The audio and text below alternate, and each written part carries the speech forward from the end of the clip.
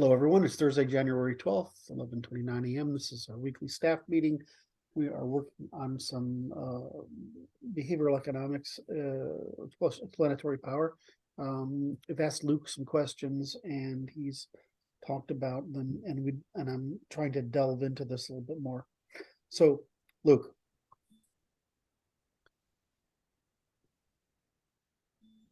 the first really big insight I remember you having doesn't mean anything else, and that's what I remember, because I remember having trouble with it, was tolerance versus forbearance. Right. Was that the first major one you had, or did you have another one before that?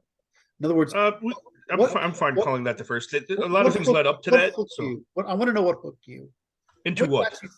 What got you thinking in these terms? What problem was interesting to you? The problem of violence was interesting to me. The problem of violence being perceived as inherently immoral, instead of a resource that could be applied morally or immorally. Right. Yeah, and because of it being perceived as inherently immoral, we are effectively living with its complete absence. It's a background thing that's contributing to compelling all of us, but none of us are taking any ownership of it. Right. When I talk about, I make fun of Victorian, I make fun of Western argument, as well as its origins in Greek and Rome. Right. Because these are the arguments are made in the context of we're all soldiers and we put down our weapons in order to talk to each other. Yes. In other words, all among Europeans, because of what we consider sovereignty and equality, because it's pretty hard to gang up on each other, you essentially engage in parley, right? And there are rules of parley, right? You don't break those rules. Well, that doesn't mean violence doesn't exist. It just means that we've already agreed that violence isn't the way we want to solve this problem. Right. But that means that we've taken upon the agreement to work within the limits of reciprocity, right? And truth and reciprocity. And otherwise, we might as well go pick up our fucking weapons. We retain violence as a choice. Yes, it's never off the table, right? Violence. Okay, so you started from that position. Yes, it's a cultural retainer. I don't know how to frame that. I know what you imply, but I don't know how to frame that. That's all right. Go down your track. It's just if you don't recognize that's the origin of Western discourse, you don't realize that what we're talking about is sitting on top of a thing that's metaphysical presumption, but it's just good manners. There's always, well, I can still, I'm happy to pick up my weapons and fight this out. It's just, it's a contribution to the commons if we don't do that, right? If we come to some agreement, it's a contribution to the commons. All right, so you got there. Where did you go from there, if you can remember?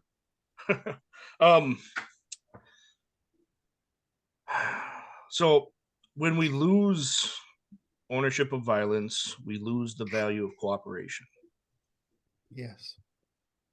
Right. We start taking that all for granted. And in the process of taking it for granted, we actually lose our access to it. Okay. You've got to start. You've got to construct that, because that's sure. I know what you mean, and that's not going to make any sense to me. Right. That's where I'm about to go. Right. Again, walk people through the actions. Give people, okay, if I'm in this condition, right, and I'm not actually capable of delivering force, do I in fact have the sovereignty to determine my future? No, you don't. No. That's exactly right. Right. If we don't have the ability to step back and say, well, I mean, this negotiation isn't working, I'm going to stick you with my pokey part. Then we aren't sovereign, we aren't free, we're actually we're actually cattle, right? We're owned. Yes, yes. So I know Yeah. you're trying to make that statement, all right? Well, and that's I distill it down to if you can't say no, right? Right. The word no is the most important word in freedom and the most important word in cooperation. Correct. And the only time you can say no, if you can't say no, there's no cooperation going on. Right, exactly. Yeah, think of it like with a child. Let's say you're at the park and you say it's time to go, and the child says no. You pick that child up and you take him home. Yes. That's not cooperation. That's not you cooperating with your child. Well, I mean, that's ties it back to your statement about the vaccines, right? Is that they violated, but they removed from our ability to say no. Right. You could say you can't say no, but then you can't go out in public. I mean, or whatever. That would make sense, but you can't tell me you can't deprive us the ability to say no, whatever. Okay. Right. So we were talking about the role of violence. Violence is one of the things that incentivizes cooperation. Right. We're all responding to incentives all the time. And the existence of violence incentivizes cooperation because it's the alternative. That's the correct answer. The fact that violence exists as a potential is what creates the incentive to cooperate. Yeah. Yes. Right. Because it all goes back to the question, why don't I kill you and take your stuff? Right? I mean, that's the basic question that we're all answering all day, every day with all of our actions, right? That's nature's asking that question of us. It's getting to be a harder question to answer, by the way. Right. Anyway. And, I talk often about nature giving us feedback and nature's consequences, and that's what I'm speaking of. Is if we don't adhere to nature's laws, nature will kill us. Nature's always asking us that question: why don't I kill you and take all your resources? Right? Why don't I turn you into food for everything else? Right? That's what nature does, and it does it dispassionately. Right? It's not out to get us. It just does it. That's just what nature does. Right? So we can respond to that. We can answer that question through violence. We don't survive very well doing that, though. We survive much better when we answer that question with cooperation. Right? When we work together to overcome that question. It's very difficult to overcome the natural process of nature reducing you back to food stuff without cooperation. Right. In fact, it's definitely damn near impossible. Right. Exactly. But so to me, that demonstrates the value of cooperation, right? So that's how we answer. That's the most efficient way to answer nature's question. So when we lose our access to cooperation, it's an enormous risk that we're taking on. So the chain is that if we lose our ability, our power, our strength, our violence, we lose the ability to say no. And then we're not actually cooperating. Right. We're not actually cooperating because we have no say no. Right. So cooperation no longer. What you're saying is cooperation doesn't exist anymore. Right. It's what's the state we're in if it's not a state of cooperation? Exactly. Dependence. It's dependence. Right. It's permission. We're in a state of having permission rather than sovereign. Right. Which means we either are putting ourselves into the role of the dependent, which is the child role, or we are in conflict.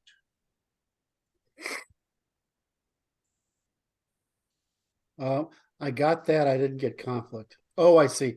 Or if we're either have to submit and be a child now that we're asking for permission all the time, right? Or we have to resort to conflict. But doesn't that mean we can resort to violence? Or yeah, but that's what I'm saying. Neither one of those are cooperation. Right. That's why violence is the alternative to cooperation. Right. So if you have the minute you cross into requiring permission, now there's no cooperation. There's just permission or violence. Right. We're not engaging in cooperation. Right. All of that exists under the category of violence, right? Even the permission and blame and stuff, that all exists in the category of violence, not in the category of the behavioral category of cooperation. There's also the boycott avoidance, which is the natural state. Most of us don't even know each other, so we're in a natural state of avoidance with most other people. Yes. Right. But that's not really applicable in human interaction. No. Okay. All right. So now we've climbed through philosophy, which is we've climbed through philosophy, which is I want to live for some reason. The second one is I have a reason not to kill you, and that's cooperation. And we have a reason not to resort to violence once again, because we have cooperation, not just permission. Right. Okay. Okay. Now I'm trying to figure out how you got from there to, I mean, again, forbearance and tolerance. That's a statement of what you've been stating before is a statement of rational incentives, right? But now you've gone all the way to behavioral economics. So right. what's the path between those two? So we've established that cooperation doesn't exist, right? When you can't say no, when you don't have access to violence, right? So what I started seeing, is all right. People like this idea of tolerance. It's appealing to large segments of the population, right? This concept of tolerance. Can we make that viable under this awareness of we have to account for violence under the full accounting? How do we do that? How do we make that? How do we turn what isn't cooperation into cooperation? And that's when I hit on forbearance. Okay. Now I see the connection. So let's discover that a little bit. Sure. So forbearance is when you complete the sentence. Right. You own your investment in the suboptimal. Tolerance is always abiding or allowing or permitting the suboptimal. Own can mean you are willing to defend, or it can be you're willing to be responsible for. What right. are you saying? What are you saying? It means you're responsible for it. Right, that's what I figured. Right. Above and beyond just a demonstrated interest, it means you are taking responsibility for whatever is produced by that suboptimal condition that you are forbearing. Okay, so you I understand that. Well, give me an example of forbearance. All parents forbear the actions of their children. Right. As an employer, you forbear the actions of your employees. You carry the burden, the costs of anything that they do wrong. Right. If one of your crew puts a hole in somebody's roof, you own a roofing company, one of your crew puts a hole in somebody's roof, that's your expense. Right. So what's tolerance versus forbearance? What's tolerance? Right. So tolerance shifts that cost from you to the group. It ambiguates the cost. Right. So we're told that we should tolerate illegal immigration. That's anyone saying that is not demonstrating an investment in that. They're not paying to house the illegal immigrant. Right. They're not paying for the healthcare of the illegal themselves, right? They're not taking on the cost and the burden and the responsibility of that, what they're advocating for. Evading the cost of preservation of the capital in the commons. Right. And instead, they're socializing the loss of their not taking responsibility for the capital of the commons. Okay. Right. So they're externalizing that cost, but they're claiming the benefit of the virtue. Right. So the virtue signaling. Right. Which is the difference between a virtue and a virtue signal. A virtue is always an investment of some kind. You're bearing a cost, usually cost of foregoing an opportunity. Yep. Often. Yes. You're bearing a cost to contribute to the commons. Right. That's what a virtue is. Yes. Not being violent is that first forbearance. Yes, exactly. How you buy your way into a polity is paying the cost of foregoing the opportunity for violence. It's also truthfully, it's imposition of costs upon the private and common. Right. That's the general rule. The other benefit to that distinction is that forbearance can be withdrawn by the person extending it. Right. It's not ambiguous. It's a direct investment. Right. I'm directly investing in. which means I can stop investing whenever. Where when it's ambiguous, it's this ambiguous concept of tolerance. That's an externalized cost. We fund it through governments and things like that, and it's that investment can't be. We can't say no to that. Right? We've removed our ability to say you've exceeded my limits here. I'm going to stop forbearing you. And otherwise, I retain the right to engage in conflict. Right. I engage in the right to resort to violence. Yeah. Yeah. Proxy that violence through a court. Yes. Yeah. I may proxy that violence to the court. And the reason we proxy violence to the court is because now I can't be held accountable, or I can't be held to blame for exercising that violence. Right. But I've gotten public permission to exercise an imposition of cost for restitution, punishment, prevention. Okay. So now I see the leap. How you got that was pretty obvious leap, really. Yeah. I couldn't not make it. Yes. So fascinating. I would say I got there a similar fashion unconsciously when I was listening to Hop, and I'm like, you're full of shit. He starts with this argumentation ethics, which is he got from, what's his name, Habermas? I think it's Habermas he learned from, which is a Marxist, right? And so they start with this bullshit of, by you acknowledging my right to property by the fact that you're negotiating with me. No, I'm not acknowledging your right to anything. I just can't get away with, it's just cheaper to negotiate with you than kill you. So you start with violence, right? Violence is never off the table. Right. And the way I address the way you're talking about tolerance of appearances, I really loved. It just could not get my hand around it originally. I don't know why. Is that I viewed as payments for taxes and microtransactions, right? Behavioral microtransactions. And then the quote I heard was is it Princess Margaret, Denmark? She said, most of you confuse conviction with convenience, which is the same thing as conviction,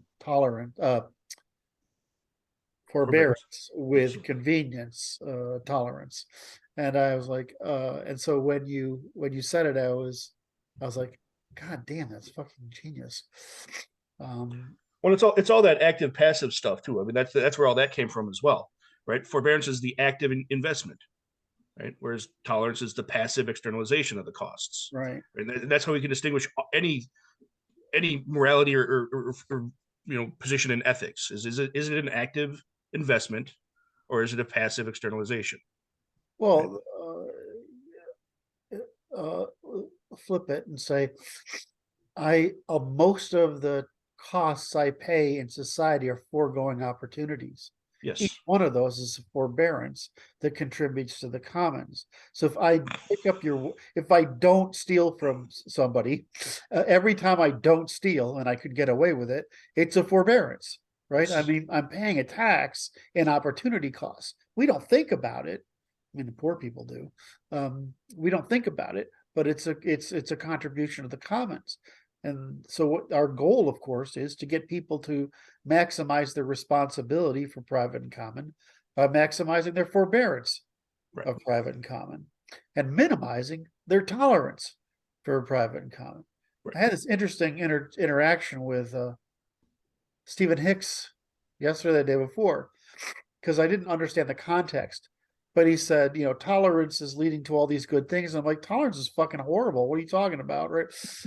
Well, the context was in the terms of homosexuality. And that's just a mistake, right? I mean, we used to think that homosexuality was constructed by baiting into hazard. But if it's fucking genetic, it's not baiting into hazard. Right. I mean, today they're grooming kids, which is not only baiting them into hazard, it's training them into hazard. But in the past, they thought it was just another perversion. Trauma seems to increase prominence. It absolutely does. On the other hand, what's the difference between developmental trauma breaking and psychological? I mean, it's the same. There isn't. thing, Well, right? there's nothing different happening to you. Only context and understanding, I suppose. So, and females are more sexually plastic in the first place. They just, Yes. So you would get this. So I'm like, well, he's like, well, so I'm like, well, that's not tolerance.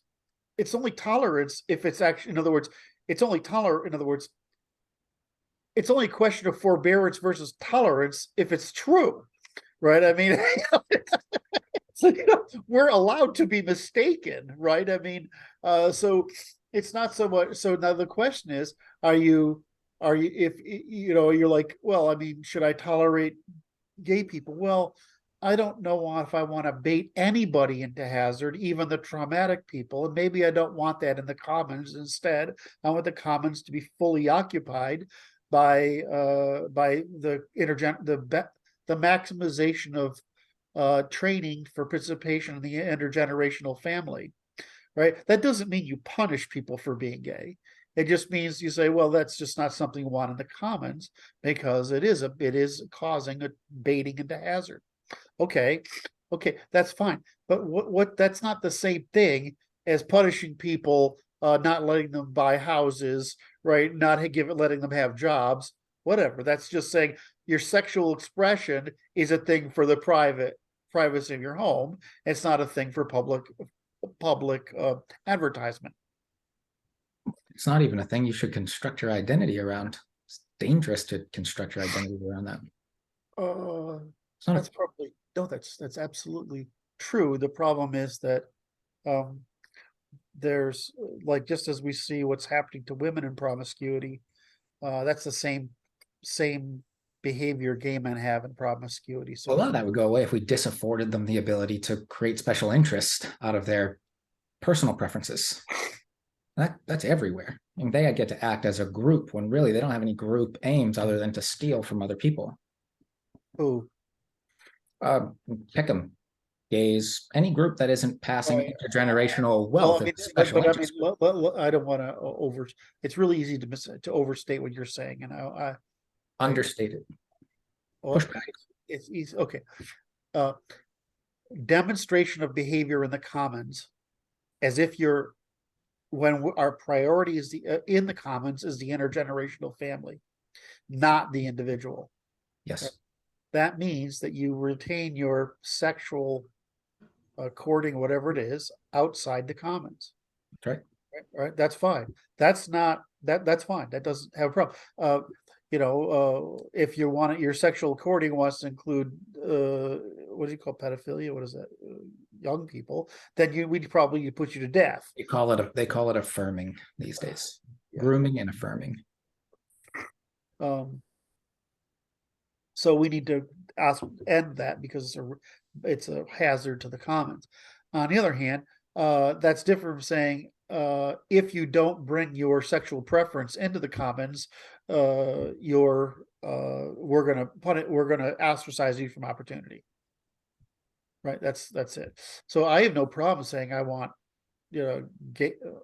I originally had no problem saying I want gay marriage. I said the people are against it because it's not marriage, right? And because we can't ensure it as we do that's what marriage is, an institution to ensure the preservation of non-interference of the corporation of the family in order to prevent the externalization of hazard through the suffering of children, right? That's where that comes from. Economics of a marriage. It's the economics of a marriage, right? The gay people don't have that, right? So you can't call it a marriage. You can call it a partnership, whatever. That was my argument. But people, you want to get together, and basically marriage at that point is an exchange of powers of attorney over common property, right? That's just that's all it is, right? It's a durable power attorney for all circumstances, right? So I can get into the hospital to see you, and etc.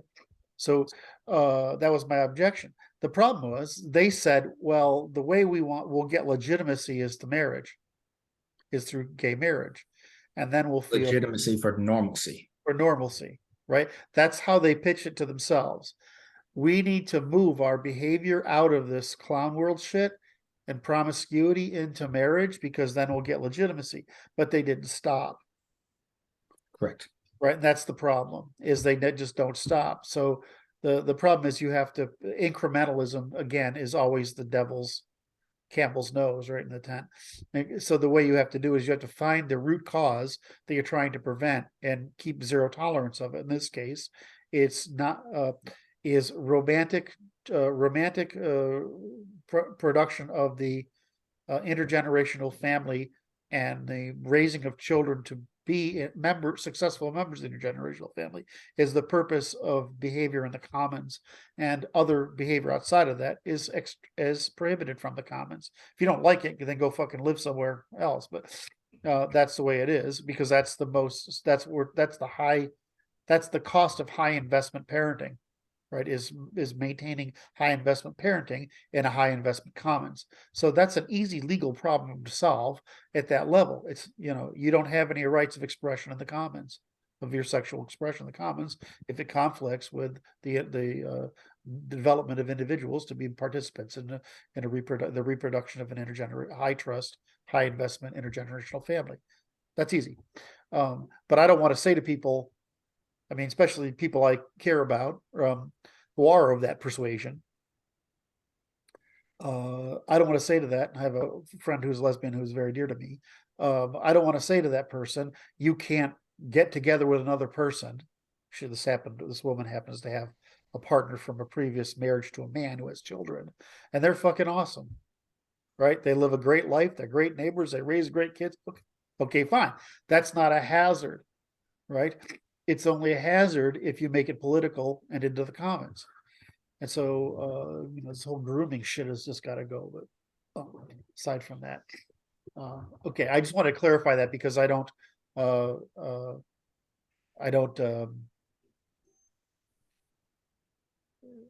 We need criteria for decidability in order to implement it as law, in order for not to be arbitrary. Okay, sorry.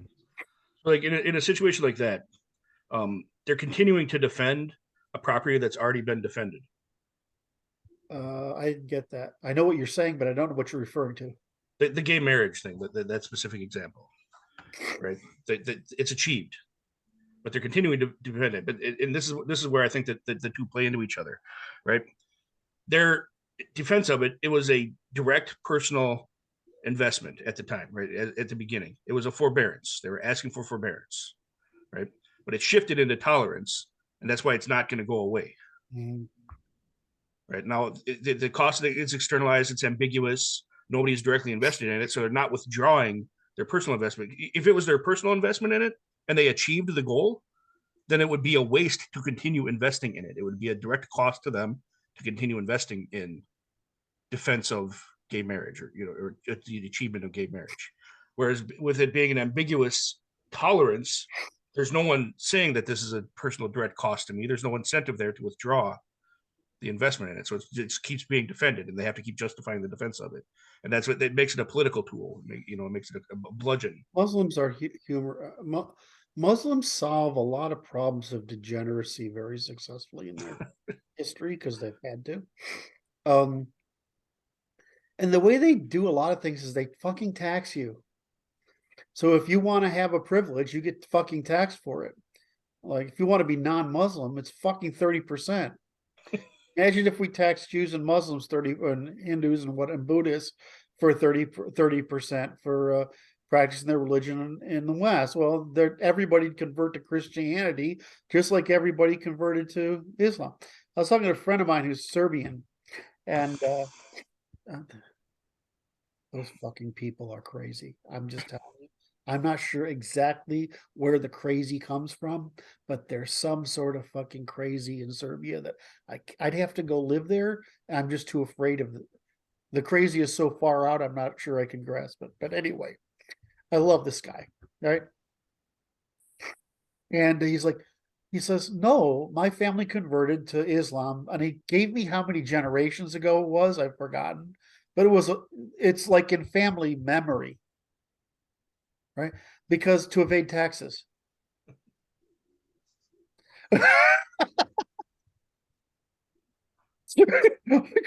Converted from Christianity to Islam because the taxes.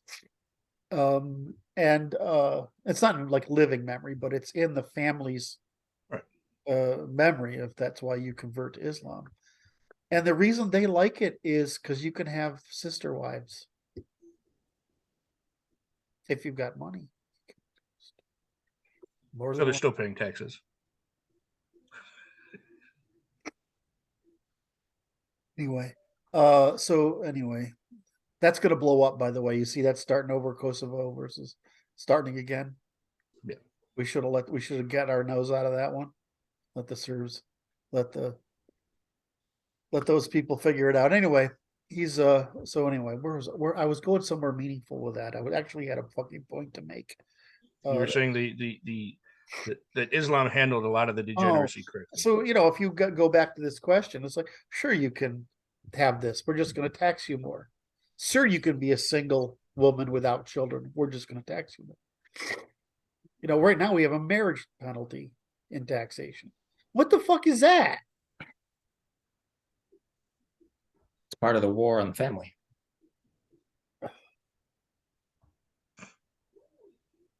Tolerance is insanely expensive, so gotta Well, I mean, wreck everything that doesn't. Is the problem. Any organization, given the opportunity, if it's possible to extract rents, any organization will grow to the maximum extraction of rents till the organization can no longer adapt to growth, change, or shocks, or decline. Growth, decline, change, or shocks. And so this is just an example of it. Good So- thing extracting rents is unlawful.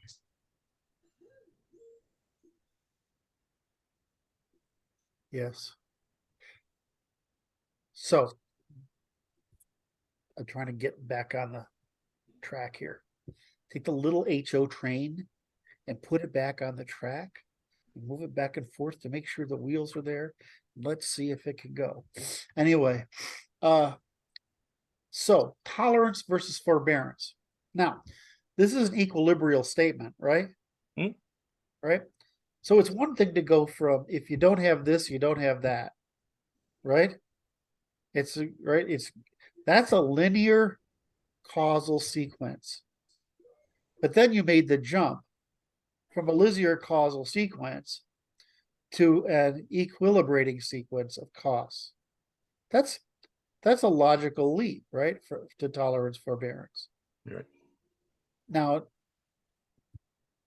was that just logical given because what I watch you today is you're fucking unbelievable at equilibrial statements of responsibility avoidance or claim.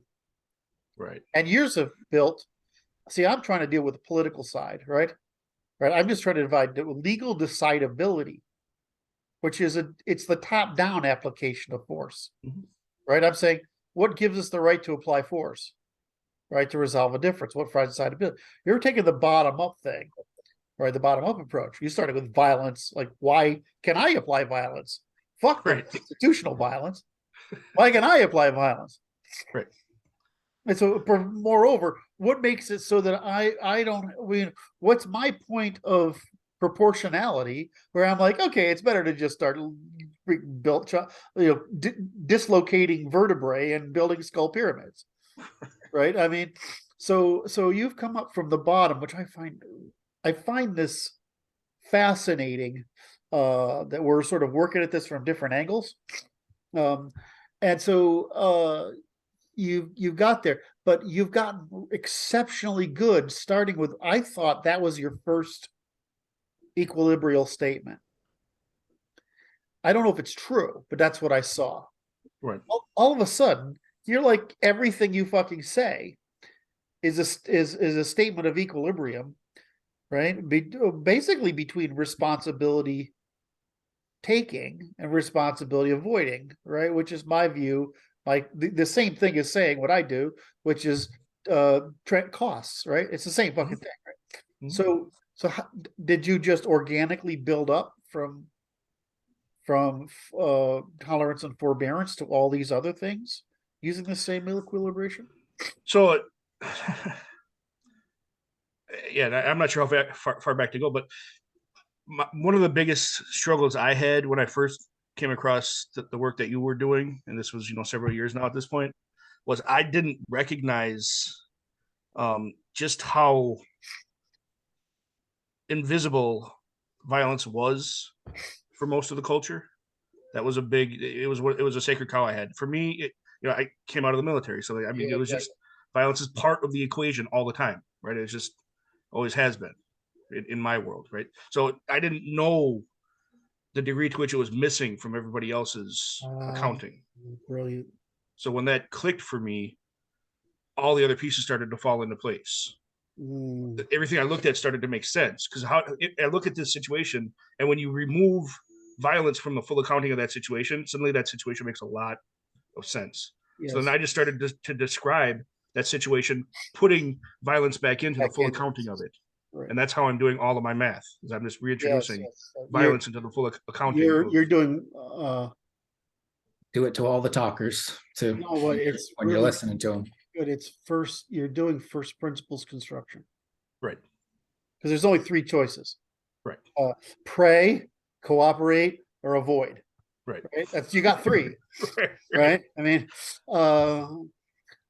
praying is fun, but it's also risky.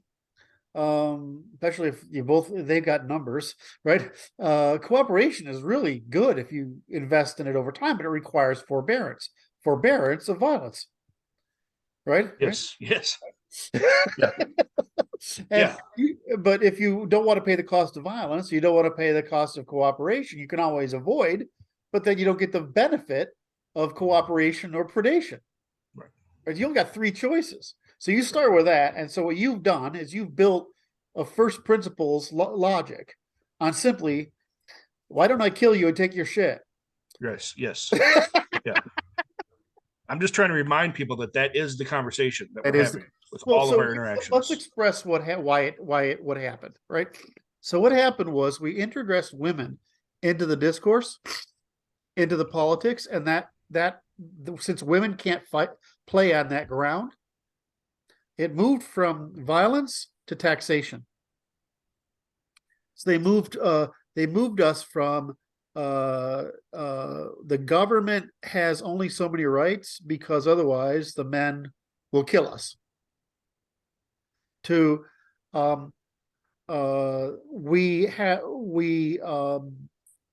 government has rights and you have rights because we tax you, not because you'll kill us. Right. So the male perspective is we have rights because otherwise we'll kill you. The masculine perspective. There's a lot of males that aren't viewing it that way. Right. And the females view it as they're completely oblivious to it, honestly. Right. So they view it as, and that was the justification they gave to the working class and to women, that as members of the polity, if we're going to tax you, therefore you have these political rights. In other words, just as the Greeks had done, the Romans had done, the English did, the Americans did, is we wanted to increase taxes, and so to do that, we gave people rights, which gave them the illusion of influence. The problem is, what we didn't account for by taking violence off the table was women's violence. Women's equivalent of violence, which is social construction of undermining, sedition, and treason. Right. In order to obtain things they have not earned. Right. That's what they do. Right. And possess things they cannot invest in. Exactly. So what happened is that process created this illusion that's pervasive. Then the Marxists came out with this idea. I love Marx, right? Every time he writes this, it makes my teeth hurt. He says, well, it's a society thing. There's no fucking society. There's me, my family, my clan, my tribe, you, your family, and a society is just the rules by which we don't kill each other. There's no us. Yes. Right? So just like women create an us because they're a herd, because they have no capacity for violence. The Marxists created just a Jewish method of a herd, which was the presumption of an us. Right? The presumption of an us. Matter of fact, what did the church try to do for 2,000 years?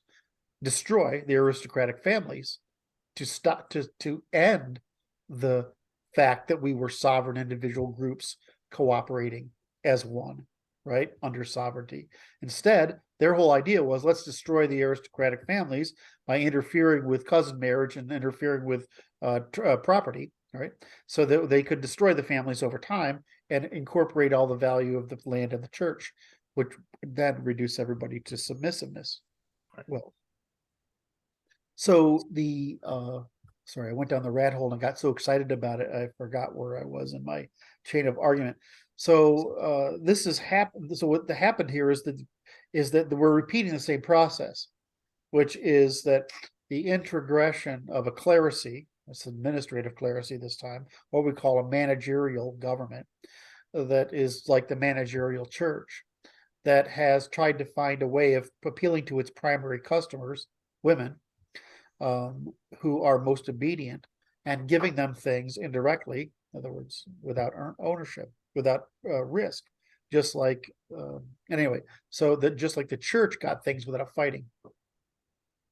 All right, so it's the same pattern repeated again, and so we're in this position now. So I just view it as we have to correct it, right, because it's asymmetric now, and the only way to correct it is because, as you said, they've put us in a position of requiring permission.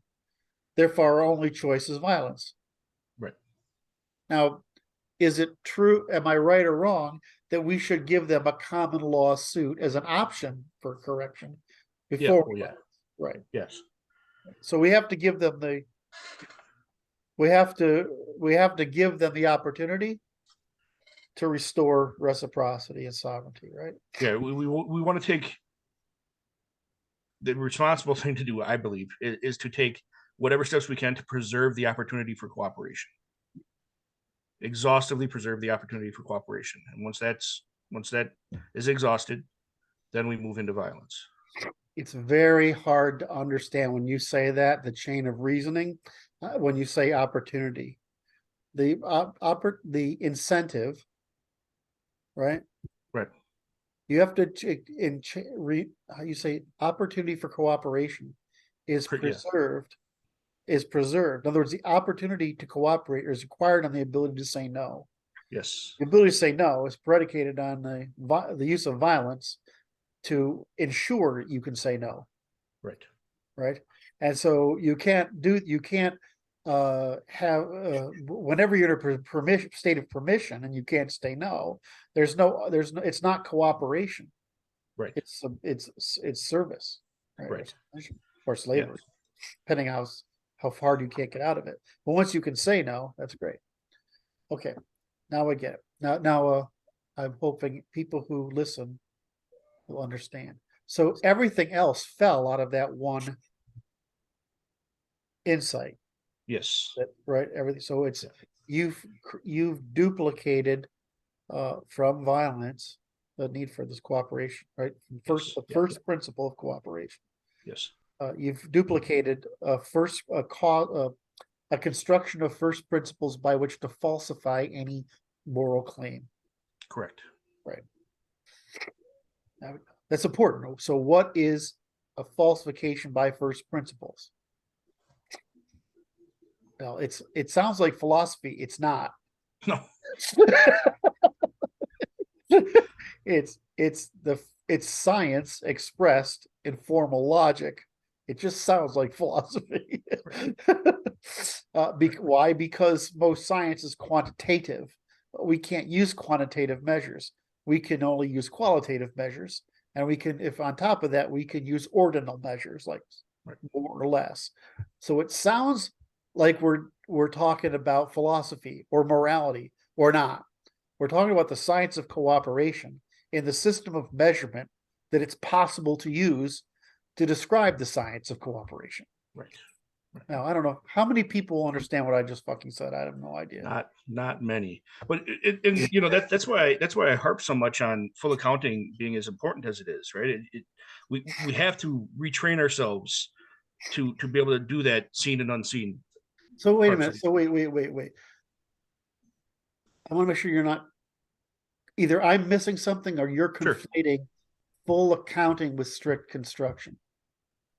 So what you're doing is strict construction, and in doing so, you're full of, and in order to in order to illustrate a full accounting. Right. So there's Well, two things going on there. Right. I'm strict. I can't do the strict construction until I have all the pieces, and all the pieces are only available when you're doing a full accounting. Right, correct. So a full accounting is the seen and unseen, Right. the paid and the unpaid, right? The foregone and the paid. Right. And just getting back to my genesis of this stuff, it was when I recognized that violence was an unseen cost that people just weren't including in their accounting. They weren't accounted for. Right. So this is what this goes back to reiterating, this is the problem with present Victorian ethics that we practice and debate, is that it's assumed we're carrying weapons. Right. Yes. Right? We just don't talk about it. Yes. We don't bring violence into the conversation. But the answer is we would. That's one of the things I hate about online discourse. I'm like, look at dude, you would never fucking say that to me in person. Even if I'm half your size, you'd never say that to me in person. Right. Right. And I would never say that to you in person, right? I mean, except that you said that to me in person. Right. So the problem with internet discourse is you don't have violence to contain the conversation to truth and reciprocity. Right. Yeah. We need the hand to come out of the screen and slap the other person. We just need that faculty of that three-dimensional bitch slap for people who get out of line. Really, we have or you can't sit at a computer or a laptop or a phone unless you can be electrically shocked by the opposition for lying.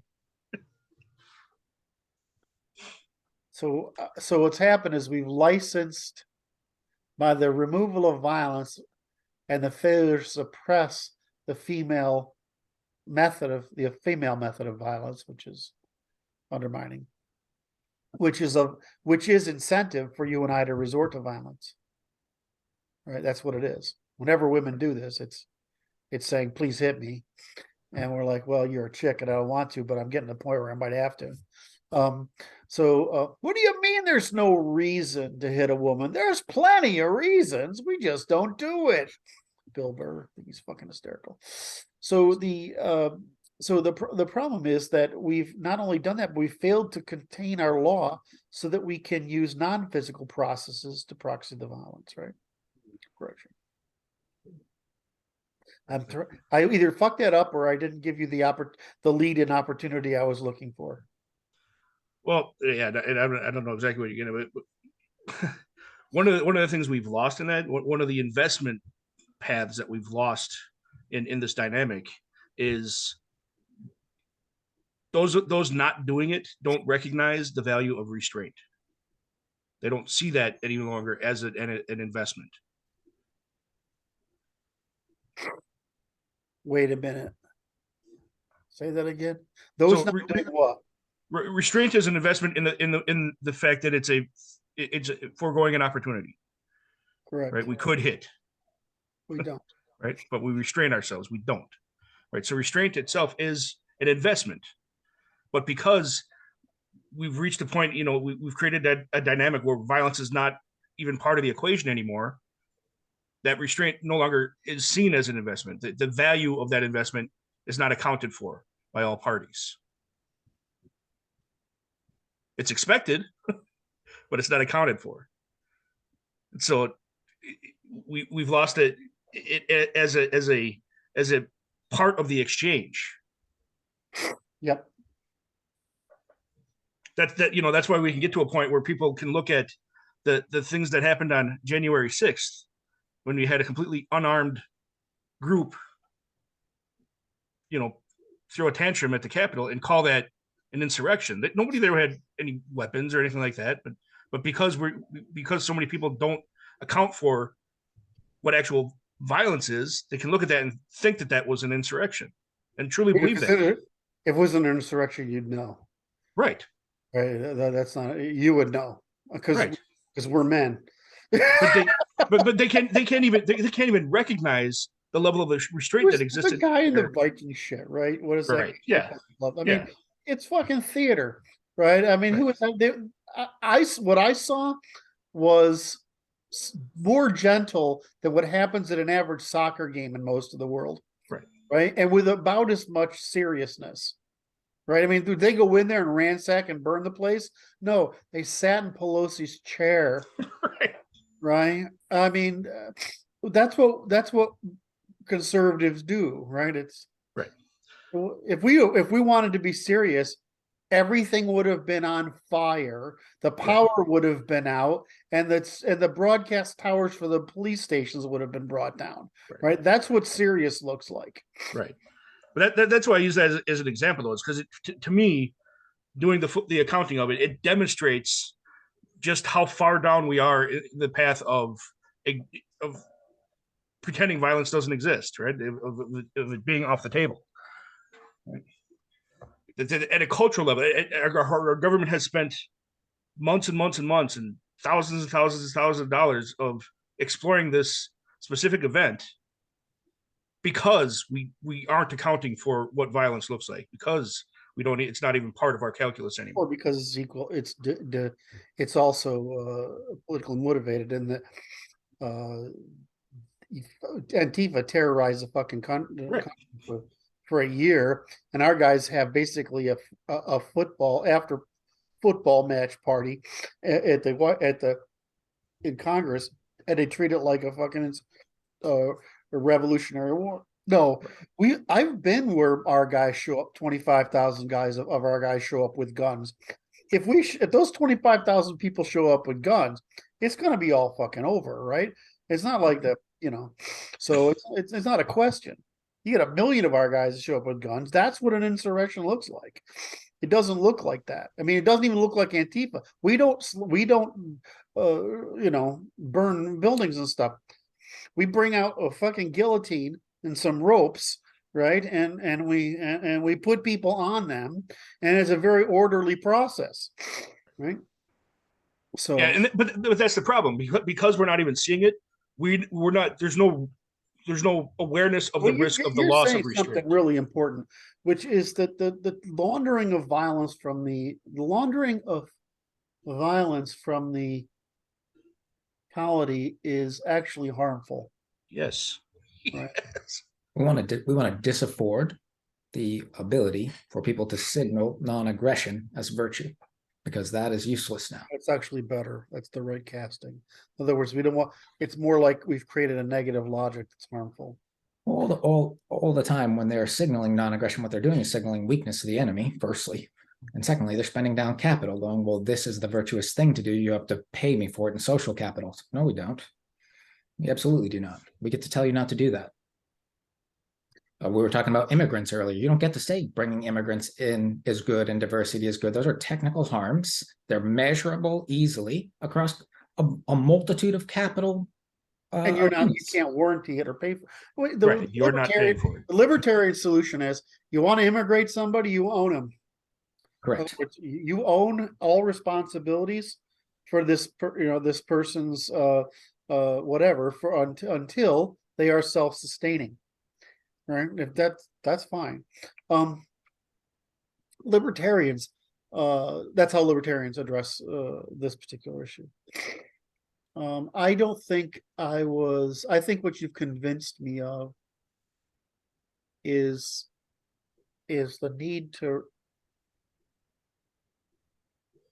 to restore the visibility of the possibility of violence in the story as the continuous reminder of that we have a choice. Right. And I think example would be, saw a video the other day of some guy who murdered a bunch of teenagers, some kid, right? And he's in the courtroom, and it's one thing, you're in the courtroom, and that we got evidence you did it, you haven't confessed, okay, and you're upset and remorseful, whatever, okay, that's one thing. The second thing is you're in the courtroom. We have evidence that it's you and you're remorseful. But if you're in the courtroom, there's evidence that it's you, right? It's convinced the jury, you admitted it, and you say, fuck you you're not remorseful? Why is that a question? Why is that? I mean, that's time, that's hand them over. That's an outlaw, right? That's not a crime and punishment. That's an outlaw. That's time for street justice. Take the family outside, throw them on a fucking rack, and hang the fucking guy. Because that's lack of remorse means you're an outlaw. Right? The jury doesn't see itself as the decider. They don't understand their position as the decider anymore. I don't know if that's For true. their polity. I don't know if that's true. Well, I mean, the judges don't put people on there that understand jury nullification, so they take away one of their Well, deciding tools right off the get-go. Okay, so I'm a vicious advocate of jury nullification, right? Yes. However, if I read this shit pretty carefully. The way the court looks at it is you have not guilty available, right? And you don't have to, that's all you have to say is not guilty. What if you're guilty? What if you're guilty of something that is lawful but illegal? Agreed. It's the same thing, right? The court's opinion is then say not guilty, right? Right? Lie to them. Well, Lie to them. you're not lying. I'm just saying you're not going to be guilty of this crime, right? So the court's opinion is that you have that. Now, the court doesn't want that. And the court doesn't want that because the court doesn't want nullification because they don't want jurors to blow the fucking jury. They don't want individual jurors to blow the jury. Sure.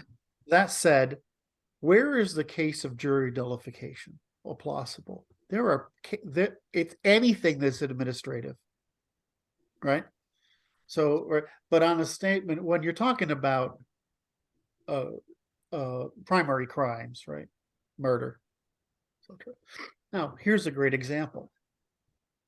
I'm a woman. I'm an older woman. My husband is dying of cancer, and and it's so painful I can't bear it. Neither can he, and so I suffocate him with a pillow. Now, that's premeditated murder. Would you convict somebody for that? I wouldn't. I wouldn't. Right? Now, the thing is, the court's view is, okay, it's just not. Now, the judge will say to you, you must, there's no must. You know what I mean? There's what you're saying is the jury doesn't know, there's no must. They decide. And I think that's the important part of it. Yes, they decide no matter what. Right. Good or bad. Doesn't. Well, because you're their peers. You're living with the person you're letting go if that's what you're doing. So the problem we face is that requires a Christian rule of law, high investment parenting community. And the problem is, as we've seen in the past, if you put the right jury together that isn't composed of a Christian, majority middle class, high investment parenting set of jurors, that they will violate. You're making a great case for teaching everybody the science of decidability. Yeah. Without shared norms, we don't have peers to sit on a jury. So exactly. Well, yes. So the thing. Okay. So the example everybody uses is O.J. Simpson. He fucking murdered her. Okay, we all know he fucking murdered her. All right. So why did he get away with it? The glove didn't fit. Huh? The glove didn't fit. Oh, have you ever had a pair of fancy leather gloves? I have. You could sweat in them and they'll shrink small enough to fit your little daughter's hand. Anyway,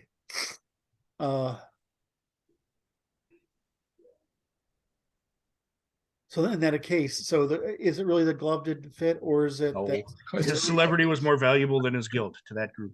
well that and that they were just tired.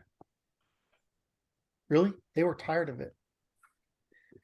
And so there's a lot of reasons you can fuck up a jury, which is one of the reasons you try to keep a case going a long time. Is because you fuck with a jury, right? Any event. Okay, so did we get through what I thought was going to be a wonderful discussion, and it turned out to be? I want to reiterate some points for the audience, because this has been a very valuable discussion. Thank you, Luke. Is that Luke's basically taken the ternary logic of cooperation, and he's developed a method of strict construction of first principles, and expressing all moral testing and fully accounting for all moral questions as equilibria, balanced equations. Now it sounds like philosophy. It might sound like it's moral. It is moral. It might sound like it's philosophy, but it's actually a formal logic. If you can do that, it's pretty impressive, right? I mean, do you ever, and Luke, do you ever find something you can't reduce to first principles now and explain? When I do, then I have to look for the lie. Explain. That's when I know there's a lie in there. There we go. Right. If I can't, Was that beautiful? Pieces, I could have paid you to say that. That was absolutely fucking awesome. Right. If you can't do it, then why? Then you have to find the lie. Then there's a lie in there. Exactly. You can use Luke's shortcut that he just gave you when you're listening to someone. You're going, that doesn't make sense. Go, are they grounding this down in violence? If you ask yourself why someone like Andrew Tate got popular, it's because he grounds all his arguments in violence. He's bound to be right 75% of the time. And people can't deduce that from choosing to be right, and defaulting to something that is foundational, a bias. Now, we haven't solved the question of women, have we? In other words, what is the women's equivalent of in other words, we forego violence. They don't destroy reputations. There we go. What do we have to prohibit for women in order for them to participate in politics? Reputation destruction. How hard is it going to be for us to teach women not to do that without slaps in the face? I don't know. We run a test. We're running a test. I'm a scientist. I want to run experiments. Luke, any thoughts? How hard is it going to be to teach women not to? If the men start hitting one another, the women might stop. Yeah. Yeah, I think one of the biggest problems we face right now is we've over suppressed the masculine forms to the point violence, where we can't use the threat of a slap as a suppression of the feminine. And we can't go back to it because of how mixed our communities are. We don't have people that have the same proportionality in our communities, right? There's some people that will be very violent for very small slights, and there's others that'll be, violent in proportion to the slight, and we don't have any way of moderating that right now. Yeah, this whole conversation has been about proportionality, as far as I can tell. Yeah. Your job, the proportionality you gift everyone is like, I'm going to forbear for you, so that you can improve your ability to become a reciprocal, right, self-determined agent. It's the angle of your forbearance all the time. That's exactly correct. So what I love is, what is the first law of Christianity? That's it. It's exhaustive forgiveness. Love. It's forgiveness. What is that? Forbearance. It is not tolerance. It is not tolerance. No. It's forbearance. If it's tolerance, it's not Christianity. You're a scumbag. If it's forbearance, then it's Christian. How do you know the difference? Because you personally bore the cost, right, of it. Yes. And the whole reason is because that's the solution to the prisoner's dilemma. Is forbearance to the point of which you're no longer willing to pay that cost, because you personally can decide from the information present not to pay that cost.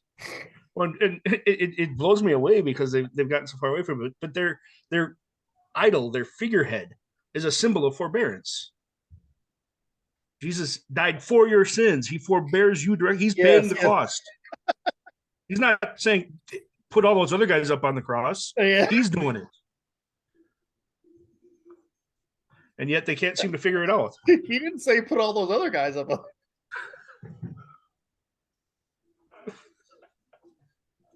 Oh, that was brilliant. Okay. No. All the other work I'm doing right now, like the book and stuff like that, all I'm doing with that is I'm trying to provide the option of avoidance because people aren't ready for violence yet. Yes. So that's what all this self-determination stuff is. It's just, okay, if you can't do violence, then let's restore to you the path of avoidance. Okay. So that we still have cooperation available because we have something that we can do instead of cooperation. So for people who haven't yet read your book, Yeah. What I like about this discussion is that we just learned the depth behind your book. Yes. Yeah. All right. Yeah. There's a lot of depth behind what he's saying in his book. And so I love this discussion because it illustrates what you've pulled together.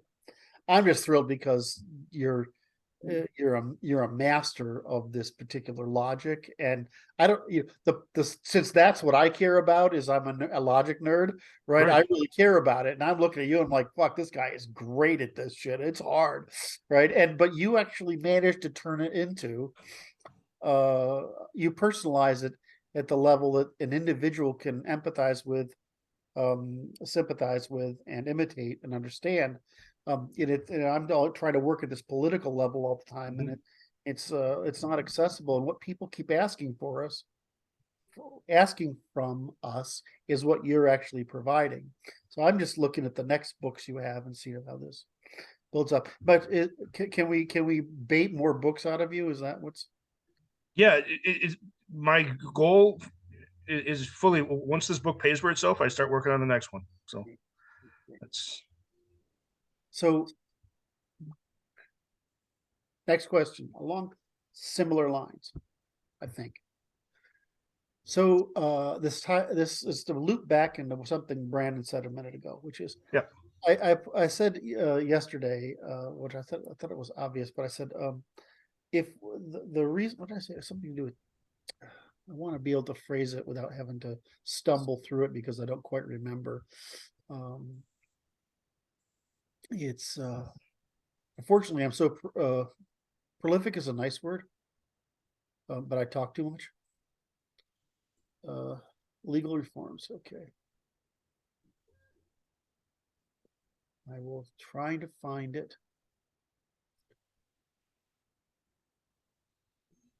Okay, so a doctor, a lawyer, an accountant, or even a financial advisor is liable. So we're going to fix teaching by making teachers liable. But how the heck do you make teachers liable? To make a teacher liable, or make teachers liable, need a system of measurement like we have with doctors, lawyers, accountants, and financial advisors. In other words, what's permissible and what's not, and it has to be fairly rigorous because, their scope of teaching is pretty broad. A system of measurement is the one we've articulated in rigorous form as the natural law. And that requirement that teachers practice natural law will rapidly turn over the body of teachers because, as someone said, a lot of them are fucking idiots. So I want to talk about that. Is that or what would happen if we required teachers to be able to adhere to natural law? What would happen? I think a lot of them just couldn't do it. I think we'd produce a dynamic like we see with doctors. You'd see the teacher, the expert, being the one diagnosing and prescribing. Yes. And you'd see a lot of what in the medicine world is nurses doing the actual operations, doing the actual the processes and the interactions and things like that.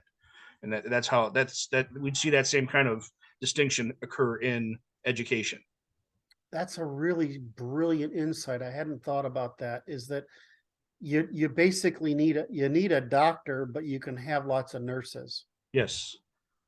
Can I kiss you for that? I'm going to kiss you for that. That was an instantaneous and brilliant insight, because that's actually how we get around the problem of the fact that it's pretty hard to be as competent in natural law to some degree, yet have the patience to sit around with third graders. Right. Exactly.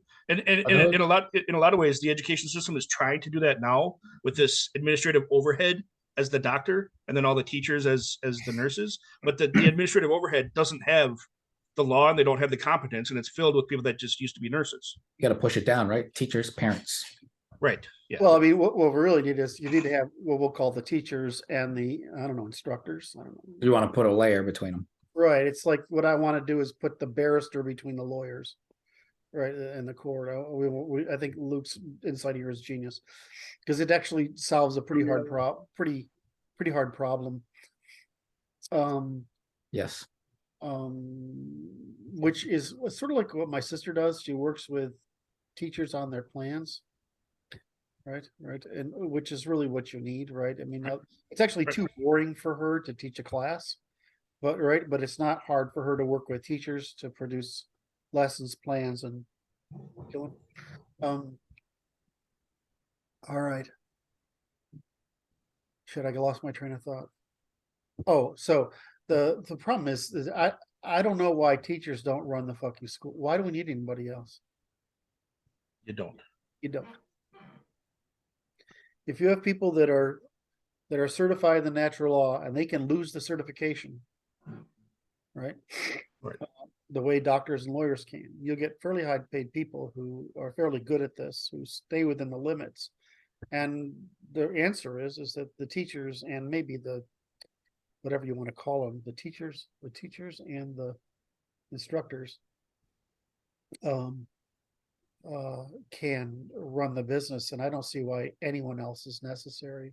The same prescription we have for colleges is colleges and universities is, and the same thing for medical systems is the administrative overhead turns out to be a way of facilitating the increase in the population of incompetence.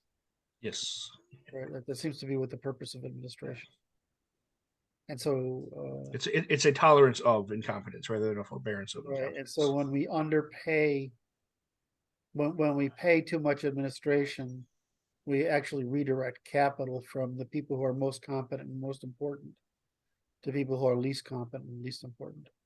Yep. And so what we're doing is drive people out of businesses, drive people out of those industries that are most important for us, and into those that are incredibly profitable, but they're actually not. They actually favor people who rent seeking, which is right. They're incredibly extractive. Yep, extractive. Well, that was a really good insight there. See, it's always smart to ask smart guys hard questions. All right, so we've been at it 2.5 hours. It's time for me to go make some lunch. I got a lot out of this conversation. I want to thank you guys for it. It was absolutely wonderful. Yep. Thank you for the staff meeting ahead of time. I'll get this up and posted today. And hopefully, maybe Luke, you want to send it around to your people who are your fans. Because we certainly did a great job of demonstrating your extraordinary competence. Anyway, love you guys. Thanks for the meeting. I'll talk to you soon. Absolutely. Good to see you.